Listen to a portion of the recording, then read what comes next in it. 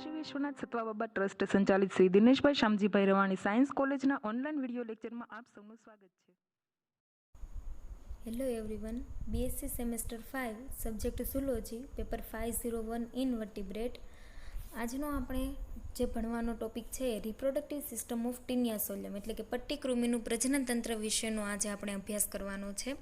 તો આજના લેક્ચરની અંદર આપણે એના વિશે કેટલી માહિતી મેળવવાની છે. એક એનું કોમન ઇન્ટ્રોડક્શન, મેલ રિપ્રોડક્ટિવ સિસ્ટમ એટલે કે નર પ્રજનન તંત્ર અને ફિમેલ રિપ્રોડક્ટિવ સિસ્ટમ એટલે કે માદા પ્રજનન તંત્ર, એના વિશે આજે આપણે ભણવાનું છે. તો સૌથી પહેલાં વાત કરીએ કે પટ્ટીકૃમિ છે એ કયા પ્રકારનું પ્રાણી છે. તો એ હર્મેફ્રોડાઇટ એટલે કે ઉભયલિંગી પ્રકારનું પ્રાણી છે તે જોવા મળે છે. એટલે કે એક જ પ્રાણીની અંદર નર અને માદા બંને પ્રજનન અંગોનો સમાવેશ થાય છે. હવે ટીનિયા જે જીનસ છે એની મોટા ભાગની સ્પીસીસ છે એ હર્મેફ્રોડાઇટ જોવા મળે છે કે જેની અંદર નર અને માદા બંને પ્રજનન અંગો એક જ પ્રાણીની અંદર આવેલા હોય. પરંતુ જે ડાયકોસિસ્ટસ સ્પીસીસ છે તો ડાયકોસિસ્ટસ સ્પીસીસની અંદર તે હર્મેફ્રોડાઇટ એટલે કે ઉભયલિંગી જોવા મળતી નથી. હવે કઈ રીતે આ ઓર્ગન છે એ આવેલા જોવા મળશે? તો જે સ્ટ્રોબિલાનો આપણે વાત કરી કે પ્રાણી છે એ 3 ભાગની અંદર વિભાજિત થયેલું હોય, તો જે સ્ટ્રોબિલાનો વાત કરીએ તો સ્ટ્રોબિલાની અંદર જે 3 પ્રકારના ખંડો આવેલા હતા, ઇમેચ્યોર, મેચ્યોર અને ગ્રેવિડ. તો જે મેચ્યોર પ્રોગ્લોટિડ છે કે જેની અંદર 450 જેટલા ખંડો આવેલા હોય, 450 પ્રોગ્લોટિડ્સ આવેલા હોય, તો એ પ્રોગ્લોટિડની અંદર આ પ્રજનન અંગો છે એનો વિકાસ થયેલો જોવા મળે. હવે બધા ખંડોની અંદર દરેક પ્રકારનો અંગ આવેલું હોય તે જરૂરી નથી. શરૂઆતના જે 100 થી 150 ખંડ છે તેની અંદર માત્ર નર પ્રજનન અંગો જોવા મળશે, જ્યારે ત્યાર પછીના જે 250 જેટલા ખંડો છે એની અંદર નર અને માદા બંને પ્રકારના પ્રજનન અંગો છે એ જોવા મળશે. આવું કેમ બને? તો જે નર પ્રજનન અંગોનો વિકાસ થવાનો છે એ માદા પ્રજનન અંગોની સરખામણીમાં ઝડપથી થતો જોવા મળશે. એટલે શરૂઆતના જે ખંડો છે એની અંદર માત્ર નર પ્રજનન અંગો જોવા મળશે. હવે આ અંગો છે એ કયા સ્તરમાંથી વિકાસ પામે? તો જ્યારે આપણે એની શરીર દિવાલની વાત કરી ત્યારે એવું કીધેલું કે સૌથી નીચેનું જે સ્તર છે એ મેઝેનકાઇમનું બનેલું હશે. તો મેઝેનકાઇમનું જે સ્તર છે એમાંથી આ અંગો છે એનો વિકાસ થશે. હવે કેટલો ટાઈમ સુધી રહેલા હોય? તો જે મેચ્યોર પ્રોગ્લોટિડ છે એની અંદર આ પ્રજનન અંગો જોવા મળશે, પણ જેમ જેમ એ પ્રોગ્લોટિડ છે એ ગ્રેવિડ થતું જશે અથવા તો અમુક એની જે રિપ્રોડક્ટિવ એક્ટિવિટી હોય તે પૂરી થવાનો ટાઈમ આવતો જાય એટલે જે નર અને માદા બંને પ્રજનન અંગો છે તે ધીમે ધીમે ડિસઅપિયર થવાનું શરૂ થઈ જશે. અને જેમ ગ્રેવિડ જે પ્રોગ્લોટિડ હશે એ ગ્રેવિડ પ્રોગ્લોટિડની અંદર માત્ર યુટ્રસ જોવા મળશે, એટલે કે ગર્ભાશય છે તેની જ રચના આવેલી જોવા મળશે, જેની અંદર ઘણા બધા ફર્ટિલાઇઝ્ડ એગ એટલે કે ફલિત ઈંડાઓ, ફલિતાંડ આવેલા હશે. બીજી કોઈ રચના એની અંદર જોવા મળશે નહીં. જે નર અને માદા પ્રજનન અંગો હશે તે સંપૂર્ણપણે લુપ્ત થયેલા જોવા મળશે. હવે આપણે એક એક પ્રજનન તંત્રની વાત કરીએ તો સૌથી પહેલાં મેલ રિપ્રોડક્ટિવ સિસ્ટમ એટલે નર પ્રજનન તંત્ર. તેની અંદર કઈ કઈ વસ્તુનો સમાવેશ થાય, ક્યાં ક્યાં અંગોનો સમાવેશ થાય? તો નર પ્રજનન તંત્ર છે એટલે મુખ્યત્વે ટેસ્ટિસ એટલે કે શુક્રપિંડ, શુક્રવાહિકા, શુક્રવાહિની, સિરસ એટલે કે શિશ્ન અને જેનાઇટલ એટ્રિયમ એટલે કે જનન કોટરનો સમાવેશ થતો હશે. હવે એમાં એક એકની વાત કરીએ કે સૌથી પહેલાં ટેસ્ટિસ. તો ટેસ્ટિસ છે એ ઘણી બધી સંખ્યામાં આવેલા હશે. સ્મોલ નાના, સ્ફેરિકલ એટલે ગોળાકાર અને આખા જે પ્રોગ્લોટિડ છે એની અંદર છૂટા છવાયેલા વિખરાયેલા જોવા મળશે. હવે ટેસ્ટિસ છે એ પટ્ટીકૃમિની જે ડોર્સલ સાઇડ એટલે કે પૃષ્ઠ બાજુ છે પૃષ્ઠ બાજુના સંપર્કમાં વધારે હશે વક્ષની સરખામણીમાં. ટેસ્ટિસ છે એ પૃષ્ઠ બાજુની સંપર્કમાં હશે અને અંડપિંડ છે તે વક્ષ બાજુના સંપર્કમાં હશે. હવે આકૃતિ પરથી આપણે સમજીએ તો જે આ નાના નાના ટપકા જેવી જે રચના જોવા મળે છે તે બધા ટેસ્ટિસ છે, એટલે ઘણી બધી સંખ્યામાં. અને આખા જે ખંડ આ જે દોરેલો છે તો એક ખંડ છે એમ સમજીએ કે જે 450 જેટલા ખંડ આવેલા હોય એમાંથી કોઈ એક ખંડની આપણે વાત કરીએ તો એની અંદર ડોર્સલ સાઇડ એટલે કે પૃષ્ઠ બાજુએ ઘણી બધી સંખ્યામાં શુક્રપિંડ છે એ વિખરાયેલા જોવા મળશે. એના પછી જોઈએ વાસા એફ્રેન્શિયા એટલે કે શુક્રવાહિની.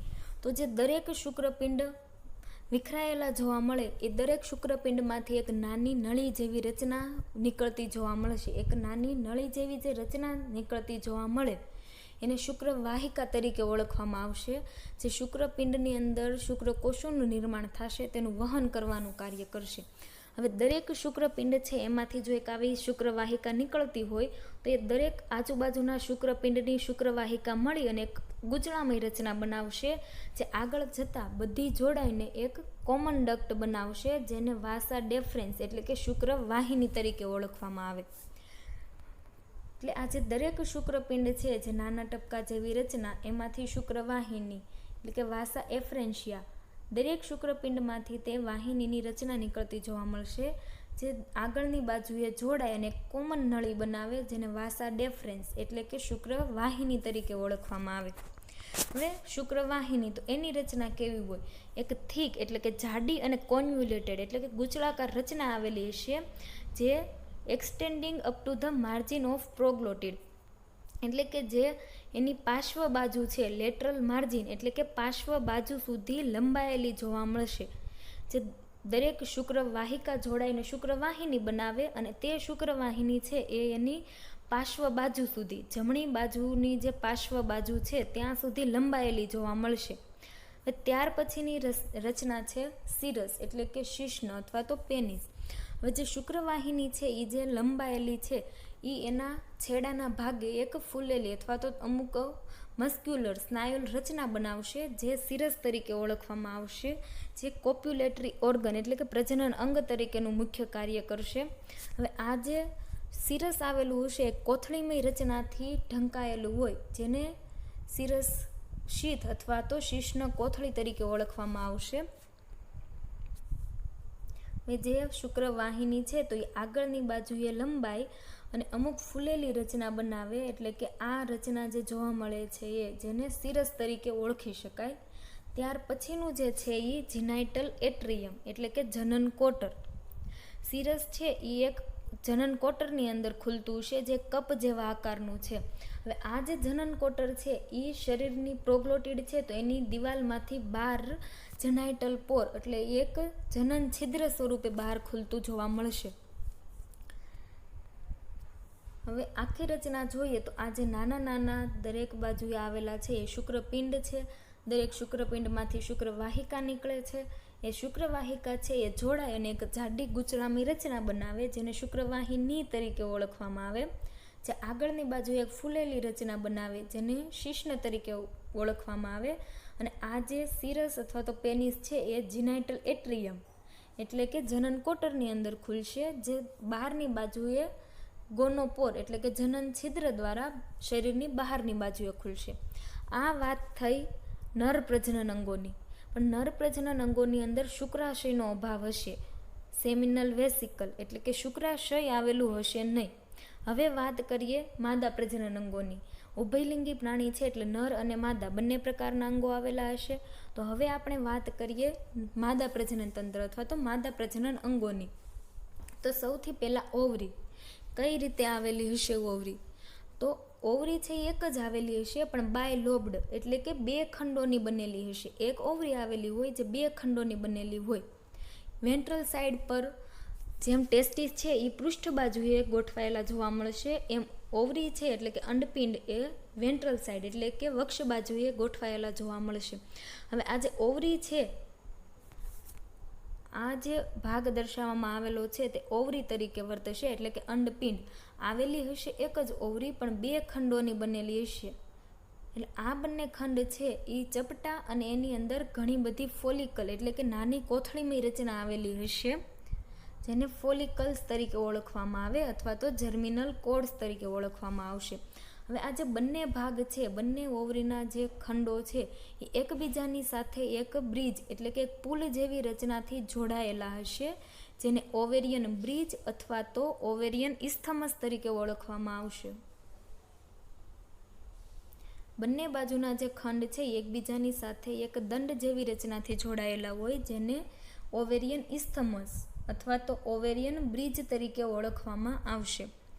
હવે એના પછીની વાત કરીએ ઓવિડક્ટ. તો જે બંને ખંડોને જોડતી રચના છે કે ઓવરીના જે બંને ખંડો છે એને જોડતી રચના ઇસ્થમસની આવેલી હશે, તો ઇસ્થમસના વચ્ચેના ભાગેથી મિડલ પોર્શનમાંથી એક બીજો દંડ જેવી રચના નીકળતી હશે, જેને ઓવિડક્ટ એટલે કે અંડવાહિની તરીકે ઓળખવામાં આવે. હવે આ જે અંડવાહિનીની રચના છે કે જે ઓવેરિયન ઇસ્થમસની વચ્ચેના ભાગેથી નીકળતી જોવા મળે છે, તો એ નીચેની બાજુએ આગળ વધી અને એક ગોળ ચેમ્બર જેવી રચના એટલે કે એક ગોળ કોટર જેવી રચના બનાવે છે, જેને ઉ ટાઈપ તરીકે ઓળખવામાં આવશે. હવે આ અંડવાહિની છે તે ઉ ટાઈપની અંદર ખુલે એ પહેલાં એક બીજી નળીની સાથે જોડાયેલી હશે, જેને વજાઇનાની નળી વજાઇના તરીકે ઓળખવામાં આવે. એટલે બીજી એક જે નળી છે વજાઇનાની એ અંડવાહિની ઉ ટાઈપની અંદર ખુલે તેની પહેલાં એની સાથે જોડાયેલી જોવા મળશે. હવે વાત કરીએ ઉ ટાઈપ કે એ રચના છે શેની, તો ઉ ટાઈપ છે એક કોટર જેવી રચના છે, જેની અંદર 4 નળી છે એ ખુલતી જોવા મળે. એક અંડવાહિની ઉપરની બાજુએથી આવે છે, એક વજાઇના જે આ બાજુથી આવીને ઉ ટાઈપની અંદર ખુલે છે, એક વાઇટેલાઇન ગ્લેન્ડ વાઇટેલાઇન ડક્ટ જ્યાં નીચેની બાજુએ વાઇટેલાઇન ગ્લેન્ડ આવેલી છે એમાંથી ખુલે છે, અને ચોથી વસ્તુ 3 વસ્તુ ખુલે છે અને ચોથી એમાંથી નીકળે છે યુટેરસની નળી, યુટેરાઇન કેનાલ એટલે કે ગર્ભાશયની નળી.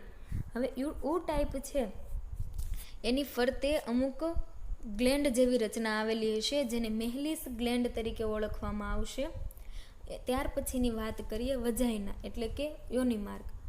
તો હવે વજાઇના છે એ ક્યાંથી નીકળે, ક્યાંથી તેની શરૂઆત થાય છે, તો જ્યાં જીનાઇટલ એટ્રિયમ આવેલું છે જેની અંદર સિરસ અથવા તો પેનિસ ખુલે છે, ત્યાંથી જ એક બીજી નળી જેવી રચના નીકળે છે જે આગળ વધી અને વજાઇનાની રચના કરે છે. હવે આ જે જીનાઇટલ એટ્રિયમ આવેલું છે તો એની અંદર 2 છિદ્ર આવેલા હશે, નર જનન છિદ્ર અને માદા જનન છિદ્ર. બંને છિદ્ર એની અંદર સેપરેટ એટલે અલગ અલગ ખુલતા હશે, પણ શરીરની બહારની બાજુ એક કોમન છિદ્ર દ્વારા એ ખુલશે. હવે વજાઇનાની જે નળી છે તો એ ઉ ટાઈપની અંદર ખુલ્લે અથવા તો ઓવિડક્ટની અંદર સાથે ભળે એની પહેલાં એક ફૂલેલી રચના બનાવશે. એટલે એ જે ફૂલેલી રચના જોવા મળે એને સેમિનલ રિસેપ્ટેકલ એટલે કે શુક્ર સંગ્રહાશય તરીકે ઓળખવામાં આવશે. શુક્રાશય નહીં, નર પ્રજનન અંગ નથી, માદા પ્રજનન અંગ શુક્ર સંગ્રહાશય જેની અંદર શુક્રકોષોનો સંગ્રહ થાય છે તે. એટલે વજાઇના છે એ આગળની બાજુએ એક ફૂલેલો ભાગ બનાવશે જેને સેમિનલ રિસેપ્ટેકલ તરીકે ઓળખવામાં આવશે. ત્યાર પછીની વાત કરીએ તો વાઇટેલાઇન ગ્લેન્ડ એટલે કે કવચ ગ્રંથિ. તો નીચેની બાજુએ જે જોયું કે ઉ ટાઈપની અંદર એક હજી બીજી રચના આવેલી જોવા મળે, નીચેની બાજુએ વાઇટેલાઇન ગ્લેન્ડ અથવા તો કવચ ગ્રંથિ. તો એનું કાર્ય શું, તો કવચ ગ્રંથિ છે એ એક નાની નળી જેવી રચનાથી ઉ ટાઈપની અંદર ખુલશે અને એની અંદર ઘણા બધા એવા કોષો આવેલા હશે જે જરદીનું નિર્માણ કરે અથવા તો જરદીના સિક્રિશન માટે જવાબદાર જે કોષો હોય તે એની અંદર આવેલા હશે. ત્યારબાદ યુટેરસ એટલે કે ગર્ભાશય. હવે ગર્ભાશય છે તો એની રચના કઈ રીતે જોવા મળશે, તો ઉ ટાઈપમાંથી એક નળી જેવી રચના નીકળશે. જે ઉ ટાઈપનો ભાગ છે એમાંથી એક નળી જેવી રચના નીકળે જે છેક પ્રોગ્લોટિડના ઉપરના ભાગ સુધી લંબાયેલી હોય, extending up to the anterior part of the proglottid. એટલે એક એવી નળી જેવી રચના નીકળે જે આગળ જઈ ફૂલેલી રચના બનાવે અને પ્રોગ્લોટિડના અગ્રભાગ સુધી લંબાયેલી જોવા મળે. હવે જે યુટેરસનો ભાગ છે તો એની અંદર ઘણા બધા ફલિત ઈંડાઓ અથવા તો ફલિતાંડ છે એની રચના જોવા મળશે. હવે એની સિવાય જો યુટેરસનું આપણે જોઈએ તો યુટેરસની ખાસ એક એ અગત્યતા ગણી શકાય કે આ યુટેરસનો ભાગ છે એ મેચ્યોર પ્રોગ્લોટિડ છે એની અંદર એટલો વિકસિત જોવા મળે કે અમુક એક ફૂલેલી કોથળી જેવી રચના જોવા મળે, પણ જેમ જેમ આ પ્રોગ્લોટિડ છે એ ગ્રેવિડની અંદર પહોંચતા જાય અથવા તો એનો ગ્રેવિડ તબક્કાની અંદર તે જાય ત્યારે ધીમે ધીમે આ બધી રચના છે એ ડિગ્રેડ થતી અથવા તો અદૃશ્ય થતી જોવા મળશે. ધીમે ધીમે તેના નર પ્રજનન અંગો, માદા પ્રજનન અંગો બધું ડિસપિયર એટલે કે અદૃશ્ય થતું જોવા મળશે. અને આ જે ગર્ભાશયની રચના છે તે શાખામાં 7 થી 13 જેટલી શાખામાં વિભાજિત થઈ અને એક કોથળીમય રચના બનાવશે. જોઈ શકાય. એટલે જેમ પ્રોગ્લોટિડ છે એ ગ્રેવિડ થતો જશે તો ગ્રેવિડ પ્રોગ્લોટિડની અંદર બાકીની બધી વસ્તુ છે એ ડિસઅપિયર થઈ ગયેલી હશે, પણ આ જે યુટેરસનો ભાગ છે એ ઘણી બધી શાખાની અંદર વિભાજિત થયેલો જોવા મળશે, જેની અંદર ફલિત ઈંડાઓ આવેલા હશે. હવે આખા જો પ્રજનન તંત્રની ટૂંકમાં વાત કરીએ તો આ જે સ્કેટર્ડ એટલે કે વિખરાયેલા જોવા મળે છે તે શુક્રપિંડ, દરેક શુક્રપિંડમાંથી શુક્રવાહિકા નીકળતી હશે, દરેક શુક્રવાહિકા ભેગી મળી શુક્રવાહિની બનાવે, જે શુક્રવાહિની છેડાના ભાગે થોડોક ફૂલેલો ભાગ બનાવે જેને સિરસ અથવા તો પેનિસ તરીકે ઓળખવામાં આવે. તેની ફરતે એક કોથળીમય આવરણ આવેલું હોય જેને સિરસ સેલ અથવા તો શીશનો કોથળી તરીકે ઓળખવામાં આવે છે.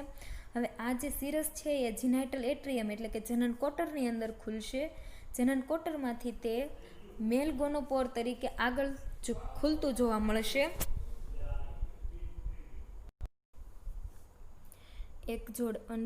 એક અંડપિંડ આવેલું છે જે 2 ખંડોનું બનેલું હોય. બંને ખંડો છે એ એકબીજાની સાથે ઇસ્થમસ દ્વારા જોડાયેલા હશે. હવે ઇસ્થમસનો વચ્ચેનો ભાગ છે ત્યાંથી અંડવાહિનીની રચના થતી જોવા મળે. આ અંડવાહિની છે એ આગળ વધી U ટાઈપની અંદર ખુલતી જોવા મળશે. તેની સાથે સાથે જનાઇટલ એટ્રિયમ એટલે કે જનન કોટરમાંથી એક બીજી નળી જેવી રચના નીકળતી જોવા મળે જે ફૂલેલો ભાગ બનાવે, જેને સેમિનલ રિસેપ્ટેકલ એટલે કે શુક્ર સંગ્રહાશય તરીકે ઓળખવામાં આવે. તે પણ આગળ વધી U ટાઈપની અંદર ખુલશે. નીચેની બાજુએ વાઇટેલાઇન ગ્લેન્ડ આવેલી જોવા મળશે. એમાંથી જે વાઇટેલાઇન ડક્ટ નીકળશે એ પણ U ટાઈપની અંદર ખુલશે. એટલે U ટાઈપની અંદર ટોટલ 4 નળી, 3 નળી ખુલતી ને 1 નીકળતી જોવા મળશે. કઈ નળી ખુલતી જોવા મળે તો વજાઇનાની, ઓવિડક્ટ અને વાઇટેલાઇન ડક્ટ, અને U ટાઈપમાંથી એક બીજી નળી નીકળતી જોવા મળશે જે યુટરસની રચના કરશે. યુટરસ છે એ મેચ્યોરની અંદર, મેચ્યોર જે પ્રોગ્લોટિડ હોય તેની અંદર બહુ વિભાજિત જોવા નહીં મળે, પણ જે ગ્રેવિડ પ્રોગ્લોટિડ હશે તેની અંદર તે વધારે ડેવલપ થયેલું જોવા મળશે. એટલે આ બાકીના જે અંગો છે એ માત્ર મેચ્યોર પ્રોગ્લોટિડની અંદર જોવા મળશે. તો આ વાત થઈ ટીનિયા સોલિયમ એટલે કે પટ્ટીકૃમિના પ્રજનન તંત્રની. હવે આગળના લેક્ચરની અંદર આપણે એનું કઈ રીતે કોપ્યુલેશન જોવા મળે, કઈ રીતે ફર્ટિલાઇઝેશન થાય અને એનું લાઈફ સાયકલ કઈ રીતે છે અથવા તો લાઈફ હિસ્ટ્રી કઈ રીતે છે તેના વિશેનો અભ્યાસ કરશું.